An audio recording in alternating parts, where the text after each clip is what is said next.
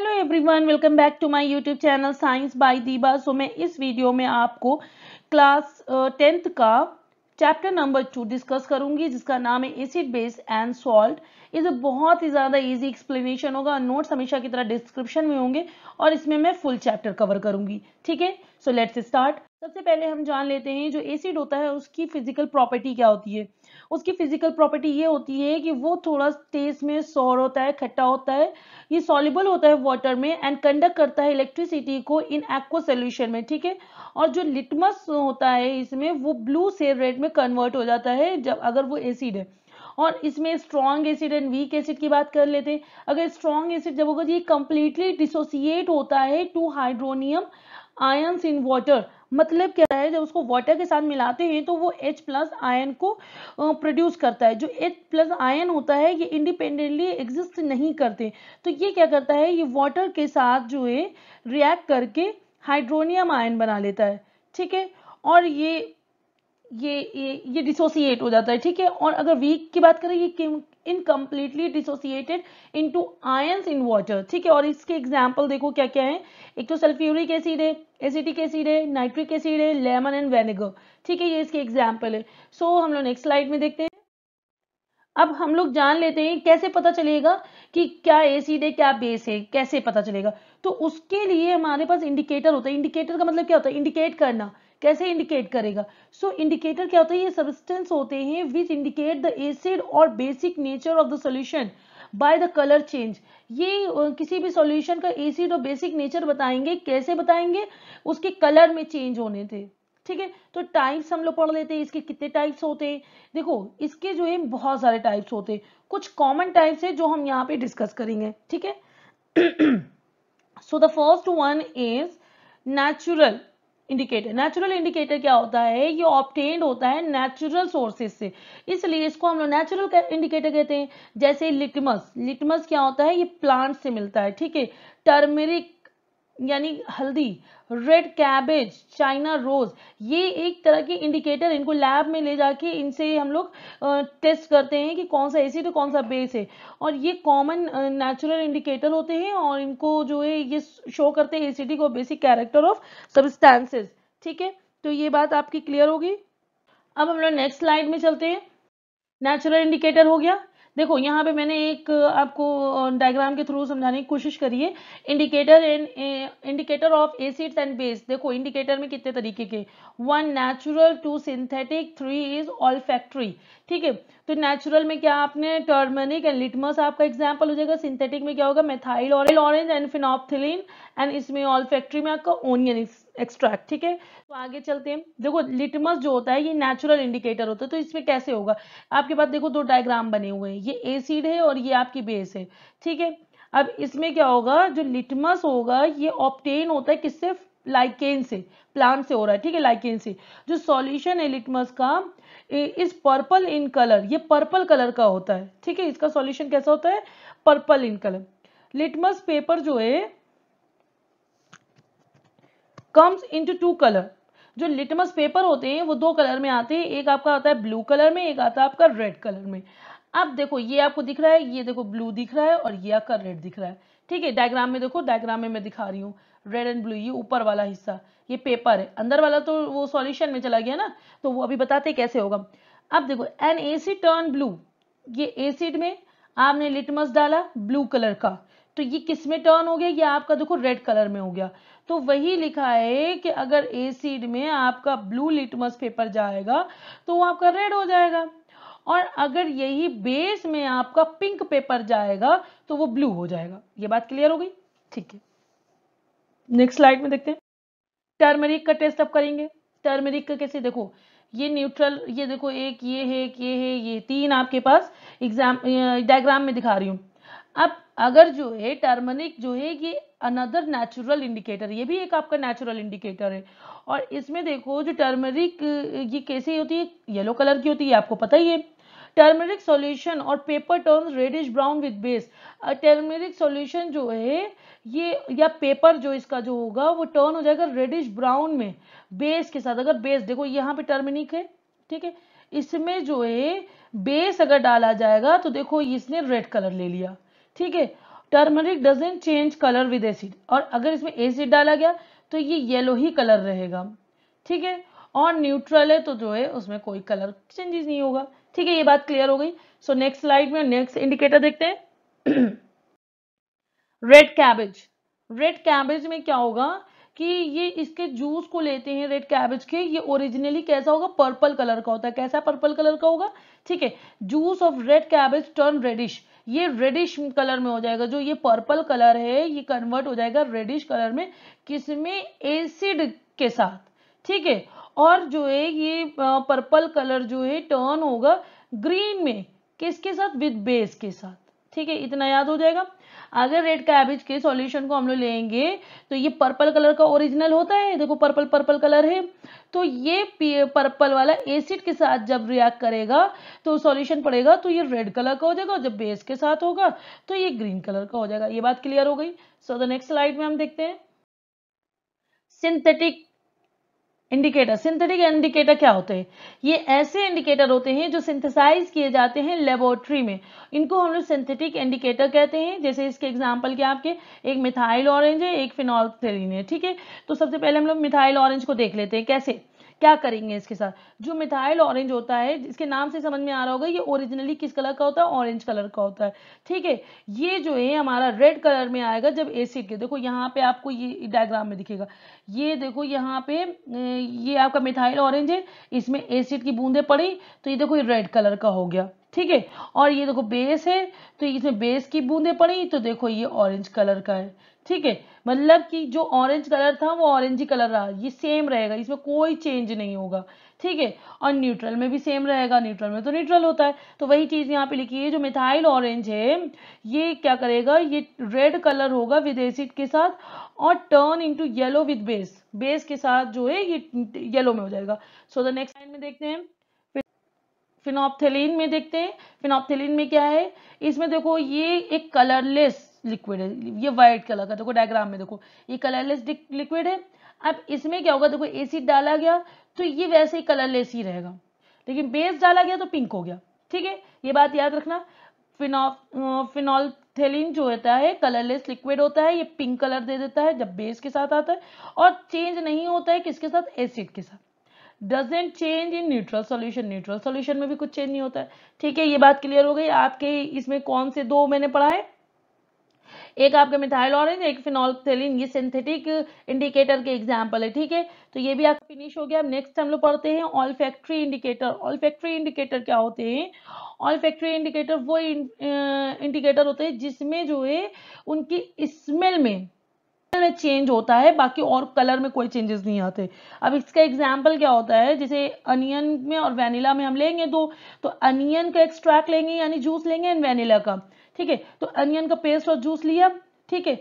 इसको अगर हम लोग बेस के साथ मिक्स करेंगे तो इसका जो ओरिजिनल स्मेल है वो लूज हो जाएगा, यानी जो है वो खो देगा, उसकी जो स्मेल नहीं आएगी बेस के साथ। और अगर इसको जो है हम लोग एसिड के साथ जो है मिलाएंगे तो इसके स्मेल में कोई चेंजेस नहीं आएगा, मतलब जैसा स्मेल रहेगा वैसा ही रहेगा, वो गायब नहीं होगा। पर बेस के साथ क्या होगा, ये हट जाएगा। और अगर हम बात करें ये वेनिला की, तो वेनिला में क्या होता है, स्मेल ऑफ वेनिला वैनिश हो जाती है बेस के साथ। इसमें भी देखो अनियन में भी बेस के साथ जो है स्मेल चली जा रही थी, वेनिला में भी बेस के साथ चली जा रही थी, और एसिड के साथ कोई। एक होता है क्लोव ऑयल, क्लोव एक्सट्रैक्ट, तो क्लोव एक्सट्रैक्ट में भी यही होता है, ठीक है। सेम की जो है जब एसिड के साथ करते हैं तो कोई भी चेंजेस नहीं आता, पर बेस के साथ करते हैं तो उसकी ओरिजिनल स्मेल चली जाती है। तो ये बात आपको क्लियर हो गई ऑल्फैक्टरी इंडिकेटर में। तो नेक्स्ट आपका स्लाइड रहेगा जो HCl है आपका, ठीक है। अब एसिड कहाँ कहाँ होता है, जैसे कॉमन चीजें हैं जो हम लोग नॉर्मल यूज करते हैं और हमारे बॉडी में भी यूज होता है। तो देखो एसिड कहाँ कहाँ यूज है, एक HCl है। HCl गैस्ट्रिक जूस में आपको जब डाइजेशन पढ़ाया था तो बताया था कि आपके पेट में भी एक एसिड होता है, that is HCl, gastric juice इसे बोलते हैं, ठीक है। कार्बोनिक एसिड हम लोग नॉर्मली सॉफ्ट ड्रिंक में मिलाते हैं, ठीक है, उसमें हम लोग पी जाते हैं। एस्कॉर्बिक एसिड नॉर्मली हमारा विटामिन सी में होता है, कितना खट्टा खट्टा होता है, कभी आप जुबान पे रख के देखो बहुत खट्टा लगता है, ठीक है। और जितने सिट्रस फ्रूट होते हैं उसमें भी एस्कॉर्बिक एसिड होता है। एसिटिक एसिड आपका किसमें होता है, विनेगर में होता है। और ये जो प्रॉपर्टीज है ये ऑलरेडी हम डिस्कस कर चुके हैं, ठीक है। So the next slide is तो स्टूडेंट अब हम बात करेंगे टाइप्स ऑफ एसिड की। टाइप्स ऑफ एसिड में क्या होता है, ये कितने तरीके के होते हैं, ये नॉर्मली दो तरीके के होते हैं। एक होता है आपका नेचुरल, एक होता है आपका मिनरल। ठीक है, नेचुरल से नाम से समझ में आ रहा है, ऐसे एसिड जो ऑब्टेन होते हैं नेचुरल सोर्सेज से, उनको हम लोग कहते हैं नेचुरल एसिड या ऑर्गेनिक एसिड। ठीक है, ये बात क्लियर हो गई। जैसे क्या होता है, आप एग्जाम्पल देख लो, एसिटिक एसिड ये कहाँ पाया जाता है, वेनेगर में। सिट्रिक एसिड जितने भी खट्टे फल फ्रूट्स हैं जितने भी, उसमें सिट्रिक एसिड पाया जाएगा। जैसे आपका जो है लेमन हो गया, ऑरेंज हो गया, मौसमी हो गया, पाइनएप्पल हो गया, दैट एक्सेट्रा। ठीक है, लैक्टिक एसिड जो है खट्टे दही में पाया जाता है। ठीक है, कर्ड। एंड ऑक्जेलिक एसिड किसे पाया जाता है, टोमेटोज में। ठीक है, ये बात क्लियर हो गई। तो अब हम लोग नेक्स्ट स्लाइड में चलते हैं सेकंड पढ़ने के लिए।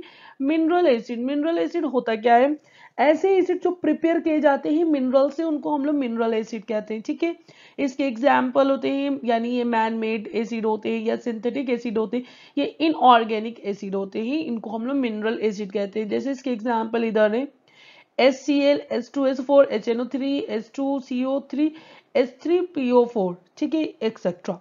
तो अब हम लोग ने पढ़ लिए टाइप्स ऑफ एसिड, दो तरीके के, एक नेचुरल एसिड, एक आपका मिनरल एसिड। नेचुरल एसिड क्या था, जो हमें नेचुरल सोर्सेज से मिलते थे, और मिनरल एसिड क्या है, जो मैन मेड होते हैं या इनऑर्गेनिक होते हैं। ठीक है, अब केमिकल प्रॉपर्टीज पढ़ेंगे। देखो हम लोग केमिकल प्रॉपर्टीज इसकी भी पढ़ेंगे, केमिकल प्रॉपर्टीज हम लोग बेस की भी पढ़ेंगे, दोनों की हम लोग पढ़ेंगे। और दोनों में देखना ज्यादा फर्क नहीं होता, थोड़ा उल्टा पुल्टा होता है बस। ठीक है, तो अब हम बात करेंगे जो वर्ड है एसिड, वो कहाँ से ड्राइव्ड हुआ है। ये एक लैटिन वर्ड है और इसका मतलब होता है एसिडस, और एसिडस का मतलब होता है खट्टा। जितने भी खट्टी चीजें हैं उसमें एसिड मानी जाती है। एसिड का नेचर जो होता है, वो जो है एसिड का जो नेचर होता है, वो नेचर एसिड क्यों होता है, बिकॉज जो है फॉर्मेशन ऑफ H+ आयन की वजह से, जो सॉल्यूशन में H+ आयन बनता है उसकी वजह से इसका नेचर खट्टा होता है, यानी सोर होता है। अब इसको देखो हम लोग रिएक्शन करा देंगे, तो किस किस चीजों से रिएक्शन कराएंगे, पहले एसिड प्लस बेस से रिएक्शन कराएंगे, और जब बेस में पढ़ेंगे तो उसमें बेस प्लस एसिड से रिएक्शन कराएंगे। बात तो सेम हो गई ना दोनों की, दोनों में ही रिजल्ट सेम आएगा, दोनों में आएगा सॉल्ट और दोनों में आएगा वाटर। ठीक है, ये बात क्लियर हो गई। अब देखो इसमें HCl क्या है, एसिड है, NOH क्या है, बेस है, रिएक्ट करा तो क्या बना, NaCl यानी सॉल्ट एंड वाटर। इसी तरह से इसमें देखो HCl क्या है, एसिड है, KOH क्या है, बेस है, KCl एक सॉल्ट बना एंड वाटर बना। ठीक है, तो जब जब एसिड प्लस बेस को हम लोग रिएक्ट कराएंगे तो वो प्रोड्यूस करता है सॉल्ट को एंड वाटर को, और इस तरीके की रिएक्शन को हम लोग कहते हैं न्यूट्रलाइजेशन रिएक्शन। क्या कहते हैं, देखो यहाँ लिखा है न्यूट्रलाइजेशन रिएक्शन। ये न्यूट्रलाइजेशन रिएक्शन जो है बहुत इंपॉर्टेंट है, ये एक नंबर में क्वेश्चन में आ सकती है। ठीक है, आप इसको याद रखना हमेशा। सो हम लोग नेक्स्ट स्लाइड चलते हैं। इसकी सेकेंड केमिकल प्रॉपर्टीज में हम लोग एसिड की रिएक्शन जो है मेटल से करा देंगे। किससे करा देंगे, मेटल से। जब भी किसी मेटल से एसिड को रिएक्ट कराएंगे तो वो क्या बनाएगा, सॉल्ट तो बनाएगा बनाएगा, हाइड्रोजन गैस रिलीज करेगा। इस हाइड्रोजन गैस को हम लोग टेस्ट भी कर सकते हैं। देखो आपने देखा Zn आपका है मेटल HCl, ZnCl2 एन, ये हाइड्रोजन गैस बन गई। इसी तरह से ये देखो ये बेस है, ये आपका जो है मेटल है, और ये देखो आपका बना K2ZnO3 एंड यहाँ पे आके हाइड्रोजन गैस बन गई। तो एसिड जो है हमेशा जो है हाइड्रोजन गैस करे देगा, किसके साथ रिएक्ट करने पे, जब वो मेटल के साथ रिएक्ट करता है तो सॉल्ट देता है एंड हाइड्रोजन गैस। और इस हाइड्रोजन गैस को हम लोग टेस्ट भी कर सकते हैं। देखो यहाँ पे मैंने एक टेस्ट का आग का बनाया हुआ है। ठीक है, डायग्राम। इसमें देखो क्या है कि जब इस रिएक्शन में यहाँ पे देखो ये हाइड्रोजन गैस के बबल निकल रही है, सोप सोल्यूशन है, सोप सोल्यूशन से पास कराया जाता है, तो देखो ये बबल के फॉर्म में निकल रहा है। अब इसको टेस्ट कैसे करेंगे, आप कोई कैंडल ले लो और इसके ऊपर चलाओगे तो वो जो कैंडल है और इसमें से जो है हाइड्रोजन गैस होती है वो पॉप का साउंड देती है। किसका देती है, पॉप, इसी फटने का साउंड नहीं होता है, उस तरीके का साउंड देती है। तो इससे ये क्लियर हो जाता है कि यहाँ पर हाइड्रोजन गैस बन रही है। ठीक है, ये बात क्लियर हो गई। सो अब हम लोग नेक्स्ट स्लाइड में चलेंगे। अब थर्ड में एसिड की रिएक्शन हम लोग मेटल कार्बोनेट या मेटल हाइड्रोजन कार्बोनेट से कराएंगे तब क्या बनेगा, तब बनेगा सॉल्ट CO2 एंड वाटर। ठीक है, ये बन जाएगा। अब इसमें क्या होगा, जब भी हम लोग रिएक्ट कराएंगे एसिड को विद मेटल कार्बोनेट यानी MCO3 या मेटल हाइड्रोजन कार्बोनेट MSCO3, ये M की जगह पर मेटल रख देंगे, ठीक है, कोई भी मेटल, और इसको ये हमेशा जो है हम लोग को क्या देगा, सॉल्ट देगा, कार्बन डाइऑक्साइड देगा एंड वाटर देगा। अब एग्जाम्पल देखो, दो एग्जाम्पल दिए MCO3 में, यानी यहाँ पे Na2CO3 ले लिया या NHCO3 ले लिया, एक है मेटल कार्बोनेट और एक है आपका मेटल हाइड्रोजन कार्बोनेट। ठीक है, दोनों देखो HCl यानी ये दोनों ये जो है आपके एसिड से रिएक्शन कराए, दोनों में देखो सॉल्ट मिल गया। ठीक है, दोनों में देखो वाटर मिला एंड दोनों में CO2 मिला। ये बात क्लियर हो। अब हम लोग जब मेटल ऑक्साइड की रिएक्शन एसिड से कराते हैं, यानी एसिड की रिएक्शन जब मेटल ऑक्साइड से कराएंगे तब हमारा सॉल्ट एंड वाटर, देखो सब में सॉल्ट मिल रहा है। ठीक है, तो ये जो है क्या होगा, इसमें देखो ये आपका मेटल ऑक्साइड है, ये सॉल्ट है, देखो ये सॉल्ट बना एंड वाटर बना। क्लियर हो गया। अब हम लोग देखेंगे जो कंडक्शन ऑफ इलेक्ट्रिसिटी है वो क्या होता है। जो एसिडिक सॉल्यूशन होता है वाटर में वो कंडक्ट करता है इलेक्ट्रिसिटी को, बिकॉज ये प्रोड्यूस करते हैं हाइड्रोजन आयन को।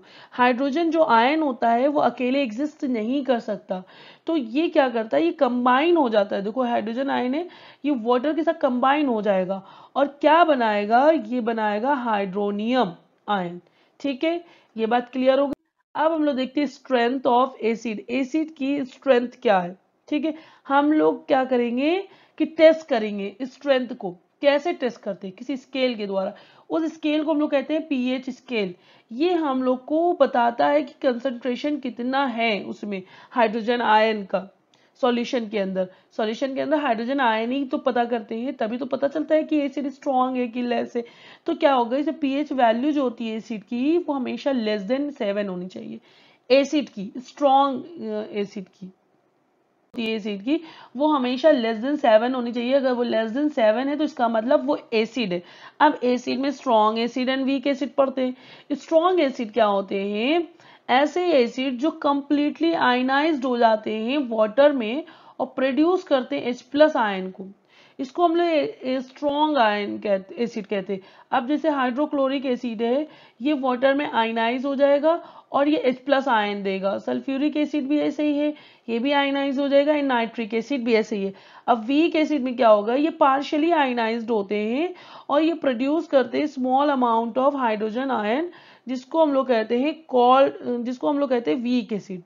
ठीक है, ये पार्शियली, ये देखो स्ट्रॉन्ग वाला पार्शियली आयनाइज्ड हो जाएगा और प्रोड्यूस कर देगा H+ आयन और क्लोरीन अलग, इस तरीके से। ठीक है, ये वीक में क्या होता है, ये पार्शियली जो है आयनाइज्ड होते हैं वाटर में और ये प्रोड्यूस करते हैं small amount of hydrogen ion को, जिसको हम लोग वीक एसिड कहते हैं। इसके एग्जाम्पल क्या होते हैं, CH3COH कार्बोनिक एसिड। ठीक है, ये इसके एग्जाम्पल है। अब जब कंसंट्रेटेड सॉल्यूशन को, ये जो कंसंट्रेटेड सॉल्यूशन होता है एसिड का, उसको डाइल्यूट करते हैं वाटर में मिक्स करने के बाद, तब वो क्या करता है, तब वो कंसंट्रेशन हाइड्रोजन आयन और hydronium ion per unit volume decrease होता जाता है। ठीक है, ये बात क्लियर हो गई। सो अब हम लोग नेक्स्ट स्लाइड में देखते हैं। अब यहाँ पे हम लोग पढ़ेंगे बेस। अभी तक हम लोग एसिड पढ़ रहे थे, अब यहाँ पे देखो ये आ गया हमारा बेस। बेस में क्या होगा, फिजिकल प्रॉपर्टी पढ़ लेते हैं। ये कड़वी होती है टेस्ट में, ये स्लिपरी होती है टच में, ये रेड लिटमस को ब्लू कर देती है, और कुछ बेस जो होते हैं डिजोल्व होते हैं वाटर में और वो क्या करते हैं, एल्कली कहलाते, और ये कंप्लीटली आयनाइज्ड होते हैं इन वाटर में और weak incompletely ionised in water. ठीक है, ये बात क्लियर हो गई। देखो वही चीज यहाँ पे लिखा हुआ है, जो बेस होता है वो बिटर होता है टेस्ट में, सोपी टच होता है, रेड लिटमस को ब्लू में कन्वर्ट करता है, हाइड्रोक्साइड देता है OH- ये देता है। ठीक है, इसको हाइड्रोक्साइड आयंस कहते हैं इन एक्वस सोल्यूशन। इसके एग्जाम्पल होते हैं NaOH, CaOH का होल ट्वाइस, जिसको कैल्शियम हाइड्रोक्साइड कहते हैं, and that is caustic potash, that is potassium hydroxide. ठीक है, इसकी प्रॉपर्टीज क्या होती है, बिटर होता है, soapy touch, turn red litmus to blue, conduct electricity, release OH ion in aqueous solution. वही चीज रिपीट रिपीट करके पढ़ाया है। ठीक है, ये बात क्लियर हो गई। अब हम लोग देखते हैं एग्जाम्पल ऑफ बेस। इसमें एक मेटल ऑक्साइड होता है, मेटल हाइड्रोक्साइड होता है, metal carbonate, metal hydrogen carbonate. ये इंडिकेटर है, ये पढ़ा चुके हैं, फिर भी इसको देख लेते हैं दोबारा से। ये बेस का सिर्फ यहाँ पे लिख दिया मैंने, ठीक है। इसमें देखो लिटमस पेपर जो रेड कलर का था वो ब्लू हो जाएगा बेस में, और फिनोल्फथालीन जो था वो कलरलेस रहेगा बेस में, मिथाइल ऑरेंज रेड हो जाएगा, टर्मेनिक जो है येलो टू रेड हो जाएगा। ये बात क्लियर है, ये आपको याद हो गया होगा। हम लोग नेक्स्ट स्लाइड में चलते हैं, क्लासिफिकेशन ऑफ बेसिस। क्लासिफिकेशन में ये दो तरीके के होते हैं, based on solubility and based on ionising capability. जब सॉलिबिलिटी के बेस पे करते हैं तो जब सॉल्युबल बेस जो है सॉल्युबल होता है और जब बेस इनसॉल्युबल होता है, और आयनाइजिंग में जब स्ट्रॉन्ग बेस होता है जब वीक बेस होता है। तो बेस जो है जब सॉल्युबल होगा तो वो कौन सा होता है, sodium hydroxide, and insoluble copper oxide. Strong base NaOH, weak base NH4OH, ठीक है। अब देखो हम लोग यहाँ पे केमिकल प्रॉपर्टीज को पढ़ते हैं, यानी अब हम लोग बेस को बारी बारी रिएक्ट करा के देखेंगे। पहले बेस को एसिड के साथ, फिर बेस को मेटल के साथ, फिर बेस को नॉन मेटल के साथ। जैसे हमने एसिड में रिएक्ट कराया था वैसे इसमें देखेंगे क्या रिजल्ट आता है। अब बेस प्लस एसिड हो या एसिड प्लस बेस हो, सेम तो है। तो देखो ये पहली रिएक्शन आपकी एसिड वाली सेम है। इसमें HCl आपका एसिड है, NOH आपका बेस है, NaCl सॉल्ट है, H2O वाटर है। इसको न्यूट्रलाइजेशन रिएक्शन भी हम लोग कहते थे, ठीक है, कहते हैं। तो ये बात क्लियर होगी। अब बेस को हम लोग मेटल से कराएंगे तो हाइड्रोजन गैस निकलेगी एंड सॉल्ट निकलेगा। अब हाइड्रोजन गैस को हमने कैसे टेस्ट कराया था, जब इसको सोप सॉल्यूशन से पास कराते हैं तो बबल निकलता है। उस बबल के सामने हम कैंडल लेके जाएंगे तो उसमें वो बबल फटकर पॉप का साउंड देता है। किसका देता है साउंड, पॉप का। तो हम लोग समझ जाते हैं यहाँ पर हाइड्रोजन गैस है, ठीक है। अब देखो ये बेस है, ये आपका जिंक मेटल है, Na2ZnO2 ये आपका जो सॉल्ट बन गया, ये आपका हाइड्रोजन गैस बन गया, ठीक है। लेकिन कभी कभी क्या होता है, सारे जो है मेटल होते हैं वो रिएक्ट से मतलब वो हाइड्रोजन गैस जो है फॉर्म नहीं करेंगे, वो रिएक्ट नहीं होते हैं, ठीक है। अब उसमें देखो आगे हम स्लाइड में पढ़ते हैं, जैसे कि base and non metallic oxide को हम लोग कराएंगे, सॉल्ट प्लस वाटर बन जाएगा। तो नॉन मेटल में हमारा क्या आ जाता है, दैट इज CO2, ठीक है, ये हमारा नॉन मेटल है। लाइम वाटर ये क्या है हमारा, ये हमारा जो है बेस है, ठीक है। और इसको रिएक्ट कराएंगे तो ये देखो प्रेसिपिटेट बन जाएगा, और ये वाटर हमारा बन गया, ठीक है। ये प्रेसिपिटेट क्या है, ये सॉल्ट है, इसको हम लोग सॉल्ट बोलेंगे, वाइट प्रेसिपिटेट है। इस रिएक्शन में आपको साफ दिख रहा होगा जो नॉन मेटेलिक ऑक्साइड है वो आपका एसिडिक है नेचर में, ठीक है, एसिडिक नेचर का। अब कंडक्शन ऑफ इलेक्ट्रिसिटी में क्या होगा, base in water also conduct electricity as, जैसे एसिड जो है कंडक्ट करता था इलेक्ट्रिसिटी वैसे ही बेस भी कर रहा है। बेस क्या होता है, डिसोसिएट हो जाता है हाइड्रोक्साइड आयन में, और ये हाइड्रोक्साइड आयन में किसमें, वाटर में, जिसकी वजह से ये कंडक्ट करेगा इलेक्ट्रिसिटी को। और इस प्रोसेस में बेस जो होता है वाटर में वो हाईली एक्सोथर्मिक होता है, ठीक है। ये बात क्लियर हो गई। तो नेक्स्ट में हम लोग पीएच स्केल पढ़ेंगे। पीएच स्केल ये पढ़ लोगे, सब पढ़ लिया, लेकिन सबसे पहले हम जान लेते हैं कि इसका मतलब क्या होता है। हाइड्रोजन आयन कंसंट्रेशन को जो है हम लोग पीएच स्केल से मेजर करते हैं। पीएच स्केल एक ऐसा स्केल है जो मेजर करेगा हाइड्रोजन आयन को, सिर्फ हाइड्रोजन आयन की कंसंट्रेशन को ये मेजर कर रहा है किसमें, सॉल्यूशन में। इसका मतलब होता है पोटेंस, ये जर्मन वर्ड होता है जिसका मतलब होता है पावर, ठीक है। और पीएच स्केल को हमेशा हम लोग 0 to 14 की रेंज में नापते हैं। तो हम लोग क्या सोचते हैं कि 0 से 14, जैसे कि एक पूरा हमने इसे बना लिया, ये 0 से जो है 7 कर दिया, देन 7 to जो है आप 14 हो गया, ठीक है। इस तरीके से स्केल बनता है, और फिर हम लोग उसमें मेजर करते हैं उसका जो है सॉल्यूशन का नेचर कैसा है, एसिडिक और एसिडिक और बेसिक है कि नहीं। अब एसिडिक हमने बताया था पीएच हमेशा 7 से कम होना चाहिए, न्यूट्रल में एग्जैक्ट 7 होना चाहिए, और बेसिक में जो है आपका 7 से ज्यादा होना चाहिए। ये याद कर लोगे सब याद हो जाएगा। तो अब देखो इसकी इंपॉर्टेंस क्या है नॉर्मल लाइफ में या एवरीडे लाइफ में। जो प्लांट होते हैं और एनिमल होते हैं वो बहुत ज्यादा पीएच सेंसिटिव होते हैं। अगर हम बात करेंगे ह्यूमन बॉडी की, तो वो क्या करता है, उसमें पीएच रेंज हमेशा 7 to 7.8 होता है। और अगर जैसे ह्यूमन बॉडी में हमारे ब्लड की बात करी जाए तो हमारा ब्लड का पीएच कितना है, बी पीएच हमारा जो ब्लड का जो हमारा ब्लड है वो 7 है उसका पीएच। तो वो क्या होता है, ना ही वो एसिडिक है ना ही वो बेसिक नेचर में है, वो कैसा नेचर में है, वो न्यूट्रल नेचर में, ठीक है। और एसिड रेन जो है, जब एसिड रेन का अगर पीएच 5.6 से कम होता है तो वो अफेक्ट कर देता है एक्वेटिक लाइफ को। उसका पीएच 5.6 से कम नहीं होना चाहिए। एक्वेटिक लाइफ में जितने भी जानवर होते हैं, मछली हैं, जितने भी एक्वेटिक एनिमल है, वो अफेक्ट हो जाते हैं उससे, ठीक है। तो अगर बेटर ग्रोथ लानी है प्लांट की तो सॉइल को हमेशा एक स्पेसिफिक रेंज में होना चाहिए। उसको ना ऊपर होना चाहिए ना नीचे होना चाहिए, उसका एक स्पेसिफिक रेंज जो उसका मेजर किया गया है उसी रेंज में उसको होना चाहिए, तभी आपका प्लांट अच्छे से ग्रो कर पाएगा। और पीएच का जो रोल है वो हमारी डाइजेस्टिव सिस्टम में भी है।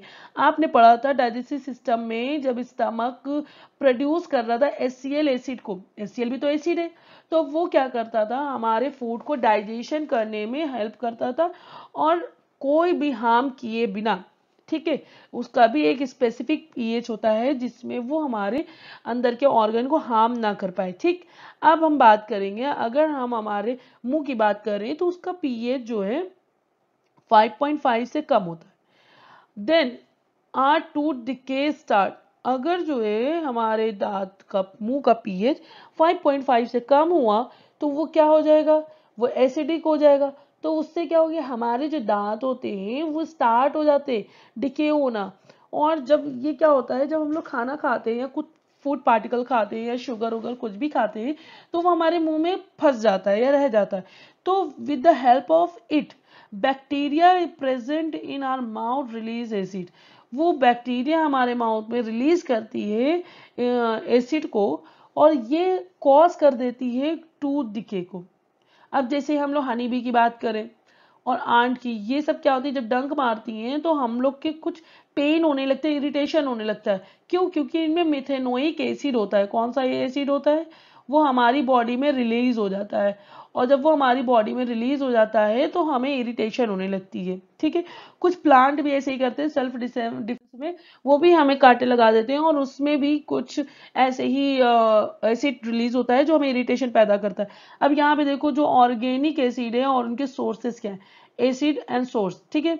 तो इसमें देख लेते हैं, जैसे कि एसिटिक एसिड विनेगर में मिलता है, एस्कॉर्बिक गुआवा एंड आंवला में मिलता है, citric long lemon orange and other citrus fruit में मिलता है, लैक्टिक सोर मिल्क एंड कर्ड मिलता है, methanoic ant sting and nettle sting, देखो मैंने बताया था ना ant and nettle sting, methanoic, ठीक है। ऑक्जेलिक टोमेटो टार्टरिक टैमरिन इमली में टार्टरिक एसिड मिलता है, ठीक है। सो नेक्स्ट स्लाइड में देखते हैं, अब सॉल्ट की बात होती है। आपने एसिड पढ़ लिया, आपने बेस पढ़ लिया, अब हम सॉल्ट पढ़ेंगे। सॉल्ट देखो, एसिड में भी रिएक्शन में सॉल्ट बन रहा था, बेस में भी बन रहा था, तो ये बनाया भी जाता है, ये नेचुरली भी होता है। तो हमने पहले पढ़ लेते हैं, when acid react with base, देखो एसिड रिएक्ट करा बेस के साथ तब क्या होता है, it neutralise to form salt and water, ठीक है। इस रिएक्शन को न्यूट्रलाइजेशन रिएक्शन कहते हैं। इसमें क्या होता है, और H+ आयन जो होता है एसिड का, एसिड में H+ आयन बनाता था एंड बेस में OH आयन बनाता था, ये दोनों कंबाइन करके क्या बनाएंगे, वाटर, ठीक है। और नॉन मेटेलिक आयन जब एसिड के साथ रिएक्ट करता था या मेटल जो है आयन बेस के साथ रिएक्ट करता था तो क्या बनता था, सॉल्ट बनता था, ठीक है। सॉल्ट हमेशा जो है सॉल्यूशन में होता है, जब इसमें से वाटर रिमूव कर दिया जाता है तो ये सॉलिड फॉर्म में आ जाता है, ठीक है। और सॉल्ट हमेशा जो सम कुछ सॉल्ट होते हैं जो इनसॉल्युबल होते हैं वो प्रेसिपिटेट के फॉर्म में नजर आते हैं, ठीक है। जो हम लोग सॉल्ट खाते हैं वो हमारा सोडियम क्लोराइड होता है और ये कॉम्बिनेशन से बनता है किसके, हाइड्रोक्लोरिक एसिड के एंड सोडियम हाइड्रोक्साइड के सॉल्यूशन से बनता है, ठीक है। ये बात क्लियर हो गई।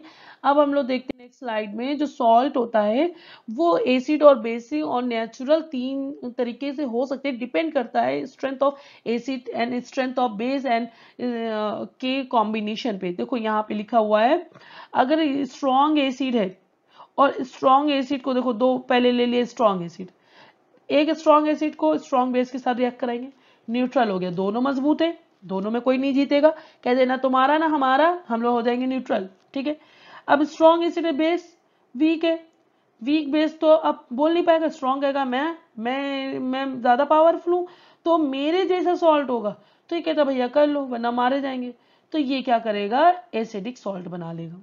ठीक है, अगर इसी जगह पर हम बात करेंगे वीक एसिड की, ठीक है, और स्ट्रॉन्ग बेस की, तो स्ट्रॉन्ग बेस अपना वो दिखाएगा कि अच्छा मेरे भाई को देखो जिसने दबा दिया था स्ट्रॉन्ग एसिड ने, अब मैं यहाँ में अपना चलाऊंगा, तो ये बेसिक सॉल्ट हो जाएगा नेचर में। ठीक है, और अगर वीक एसिड और वीक बेस है, फिर दोनों की नहीं चलेगी, फिर बन जाएगा न्यूट्रल सॉल्ट। तो ये बात क्लियर हो गई, जब स्ट्रॉन्ग एसिड स्ट्रॉन्ग बेस होता है तो क्या बनता है, न्यूट्रल सॉल्ट। जब वीक एसिड वीक बेस होता है तब क्या बनता है, न्यूट्रल सॉल्ट। और जब स्ट्रॉन्ग एसिड और वीक बेस होता है तो स्ट्रॉन्ग वाला सॉल्ट बनेगा यानी एसिडिक सॉल्ट, और वीक एसिड स्ट्रॉन्ग बेस होगा तो वीक स्ट्रॉन्ग वाला बनेगा, स्ट्रॉन्ग वाला बनेगा तो बेसिक सॉल्ट। ठीक है, बात क्लियर हो गई। यही इस थ्योरी में भी लिखा हुआ है, एक बार हम लोग पढ़ लेते हैं क्या लिखा है। Salt of strong acid and strong base are neutral with pH value of 7। Neutral की हमेशा क्या पीएच वैल्यू होती है, 7 के बराबर होती है। ठीक है, तो यानी ऐसे सॉल्ट में जो स्ट्रॉन्ग एसिड और स्ट्रॉन्ग बेस से बन रहे हैं उनकी पीएच वैल्यू हमेशा 7 होगी। इसके एग्जाम्पल क्या हो जाएंगे, HCl रिएक्ट करेगा जब NaOH से, तो वो कॉमनली NaCl सॉल्ट देता है जिसकी वैल्यू 7 होती है। Salt of strong acid and weak base, जब स्ट्रॉन्ग एसिड की वीक बेस से कराते हैं तो इसमें एसिडिक सॉल्ट बनेगा ना, क्योंकि देखो स्ट्रॉन्ग एसिड है तो इसकी वैल्यू हमेशा लेस देन 7 होगी, क्योंकि एसिड की वैल्यू हमेशा लेस देन 7 होती है। ठीक है, और इसके एग्जाम्पल क्या हो जाएगा, जब स्ट्रॉन्ग एसिड यानी HCl की रिएक्शन वीक बेस NH4OH से कराएंगे तो ये NH4Cl यानी अमोनियम क्लोराइड देगा। अब इस salt of weak acid and strong base, यानी ये बेसिक सॉल्ट होगा क्योंकि इसमें स्ट्रॉन्ग बेस है, तो बेस में ये ग्रेटर देन 7 होगा, क्योंकि मैंने बताया बेस की वैल्यू हमेशा ग्रेटर देन 7 होती है।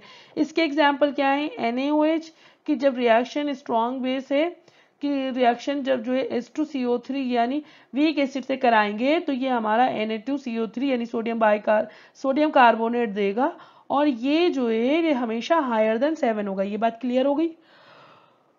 एक आपका होता है कॉमन सॉल्ट, एक आपका होता है रॉक सॉल्ट। कॉमन सॉल्ट क्या होता है, जो हम लोग नॉर्मली खाते हैं, खाने में यूज करते हैं। ठीक है, ये नॉर्मली सोडियम क्लोराइड के फॉर्म होता है। अब देखो जो सॉल्ट होता है उसको ऑब्टेन करने के दो तरीके, एक सी वाटर एक अंडरग्राउंड वाटर। सी वाटर में इवेपोरेट हो जाता है जब सी का पानी, तब जो है ये सी वाटर मतलब इससे सॉल्ट बनता है, और इसमें माइनिंग करते हैं अंडर डिपॉजिट में, तब इसमें जो है इसको हम लोग रॉक सॉल्ट कहते हैं। ये ब्राउन कलर का होता है क्योंकि इसमें इम्प्योरिटीज मिली होती है। क्या मिली होती है, इम्प्योरिटीज, जिसकी वजह से ये ब्राउन कलर का लगता है रॉक सॉल्ट। तो अब देखो सॉल्ट ऑब्टेन करते हैं सी से। ज्यादातर जो सॉल्ट है वो हम लोग सी से निकालेंगे।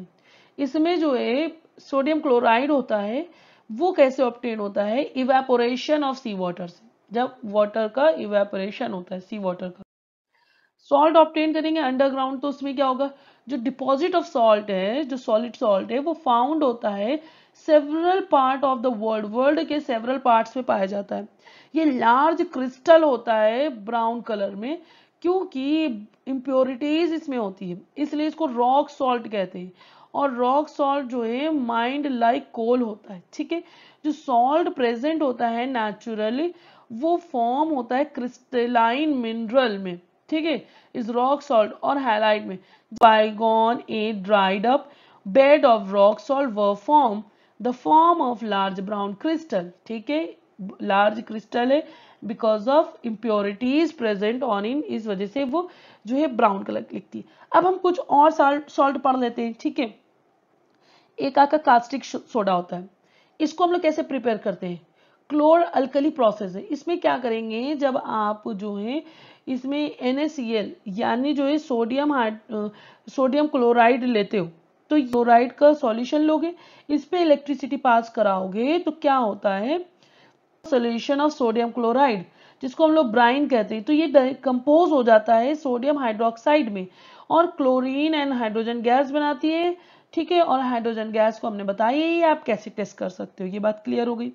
अब हम लोग बात करेंगे ब्लीचिंग पाउडर की। ब्लीचिंग पाउडर आपने नॉर्मली सुना होगा, होता क्या है ये, पहले ये जान लेते।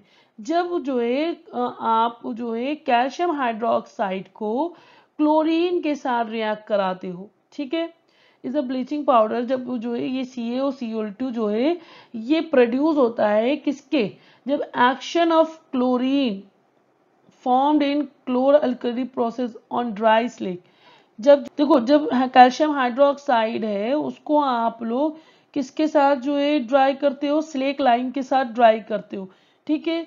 ये Cl2 कहाँ से मिला है, जब हम आप बना रहे थे वो रिएक्शन में क्लोर अल्कली प्रोसेस में, यानी जब इलेक्ट्रिसिटी पास की गई थी जो एक्वा सोल्यूशन NaCl में, तब हमारा ये Cl2 बना था, ठीक है। तो उसी को हम लोग जो है इससे CaOH के होल ट्वाइस यानी कैल्शियम हाइड्रोक्साइड के साथ रिएक्ट करेंगे तो हमारा ब्लीचिंग पाउडर बनकर तैयार हो जाएगा एंड वाटर रिलीज हो जाएगा। इसका काम क्या होता है, ये ब्लीच करते हैं कॉटन में और लाइनिन करते हैं टेक्सटाइल इंडस्ट्री में, ठीक है। बहुत सारी केमिकल इंडस्ट्री में भी इसको as a oxidising agent use करा जाता है और ड्रिंकिंग वाटर में भी इसको मिलाते हैं ताकि उसमें जर्म्स और जो भी इम्प्योरिटीज है वो डिसइंफेक्टेंट हो पाए, ठीक है। तो the next is baking soda. Baking soda क्या होता है, आपने हमेशा देखा होगा बेकिंग पाउडर यूज होता है, बेकिंग सोडा थोड़ा हार्ड होता है। तो बेकिंग पाउडर और अगर बेकिंग पाउडर में हम लोग जो है थोड़ा सा माइल्ड एडिबल एसिड मिला देंगे तो वो जो है हमारा बेकिंग पाउडर बन जाता है। और जिसका यूज हम लोग कब करते हैं, हम लोग बेकरी इंडस्ट्री में करते हैं, खाना पकाने में करते हैं, ठीक है। और इसको जो है एंटासिड में भी करते हैं। और इस एसिड को यानी बेकिंग सोडा को यूज हम लोग फायर एक्सटिंग्विशर में भी करते हैं। ये एक मेन इंग्रेडिएंट है। ये बनता कैसे अब हम लोग जान लेते हैं। जब सॉल्ट को ट्रीट कराया जाता है अमोनिया के साथ, किसकी प्रेजेंस में, वाटर एंड कार्बन डाइऑक्साइड की प्रेजेंस में, तो हमारा जो है ये सॉल्ट बनेगा एंड हमारा बेकिंग सोडा बनके तैयार हो गया, ठीक है। ये बात क्लियर हो। So the next is washing soda. Washing soda समझ में आ रहा है, धोने वाली चीजों में यूज होगा। तो वॉशिंग सोडा हमारा मेन यूज होता है ग्लास में, पेपर में एंड सोप इंडस्ट्री में, ठीक है। ये मैन्युफैक्चर किया जाता है बोरेक्स में and many other sodium compounds में। और इसको जो है क्लीनिंग एजेंट के फॉर्म में भी यूज करते हैं घर घर में, ठीक है। और वॉशिंग सोडा को यूज करते हैं परमानेंट हार्डनेस जो वाटर की होती है उसको रिमूव करने में। ये बात क्लियर हो गई।